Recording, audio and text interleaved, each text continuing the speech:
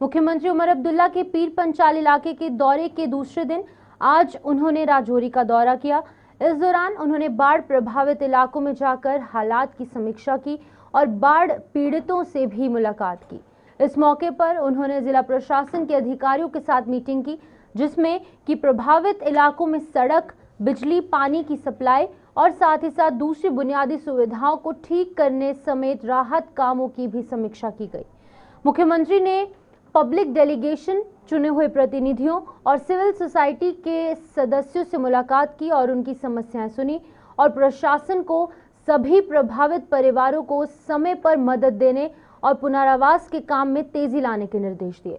उमर अब्दुल्ला राजौरी में बाढ़ पीड़ितों से मिलेंगे और उनकी समस्याएं सुनेंगे और प्रभावित इलाकों में हर मुमकिन मदद और पूरे पुनर्वास के लिए सरकार का वादा दोहराएंगे।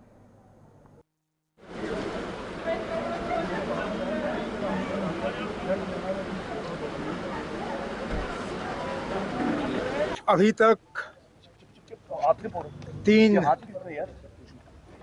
चीज़ों के तरफ एक फेज्ड मैनर में जो है तवज्जो दी जा रही थी। सबसे पहले तो रेस्क्यू का 19 तारीख को जो हालात बने, हमारी पहली जिम्मेदारी थी कि जानी नुकसान जो है वो कम से कम हो। इस ज़िले में 4 कीमती जानें गईं, उसका हमें बेहद अफसोस है। लेकिन अगर इंतज़ामिया की तरफ से वो तमाम इक़दामात नहीं उठाए गए होते जो रातों रात डीसी साहब और एसएसपी साहब ने उठाए थे ऑनरेबल एमएलए साहिबान के साथ, शायद ये नंबर और ज़्यादा बढ़ जाता। फिर हम रिकवरी पे आए कि जो लोग लापता हैं उनको हम ढूंढ के निकालें। अब रिहैबिलिटेशन और रिकंस्ट्रक्शन की बात आ रही है। जहाँ जहाँ नुकसान हुआ है उसको दुरुस्त करने की ज़रूरत है। टेम्पररी रेस्टोरेशन, उसके बाद परमानेंट।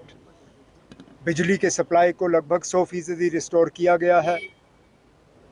पानी का एक बहुत बड़ा मसला बना हुआ है। कई सारे हमारे जल शक्ति डिपार्टमेंट के वाटर के सप्लाई स्कीमें जो हैं वो बैठी हुई हैं।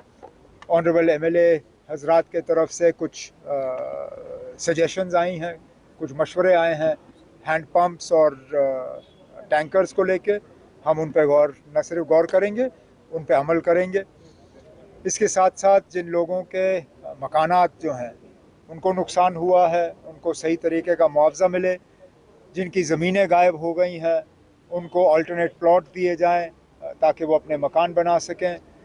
जिनके खेतों को नुकसान हुआ है, जिनकी फसल तबाह हुई है, उनको कम से कम अगले 6 महीने साल तक जो है मुफ्त राशन का किस तरह हम इंतज़ाम कर सकते हैं वो हम कर लेंगे। उसके अलावा ऑनरेबल एमएलए साहब, खासकर इफ्तिखार साहब ने राजौरी शहर के मुतल्लिक 2-3 बड़ी बातों, बड़े प्रोजेक्ट्स के हवाले से बात की। एक तो अमृत फ़ेज़ 2 राजौरी के लिए, बेला बस स्टैंड के ऑल्टरनेट कोई जगह जहां बस स्टैंड बन सके, और यहां पावर के हवाले से और वाटर के हवाले से जो बातें इन्होंने की हैं उनको हम ज़रूर, मुज़फ़्फ़र साहब, इफ्तिखार साहब और हमारे जावेद साहब, तीनों ने यहाँ ऑल्टरनेट मिनी सेक्रेटेरिएट की बात की और डीसी साहब ने मुझे मौके पे वहाँ लेके दिखाया भी। ये अब कोई हमारे लिए चॉइस नहीं है, ये अब हमारी मजबूरी बन गई है, क्योंकि जो दफ्तर था डीसी साहब का वो अब इस्तेमाल करने के लायक नहीं रहा। वो अगर हम वो लकड़ी के खंभे जो हैं हटा दें तो मुझे नहीं लगता है वो बिल्डिंग जो है वो बच पाएगी। तो मैंने अब डीसी साहब से कहा हुआ है कि इसका एक प्रोजेक्ट वो तैयार करें।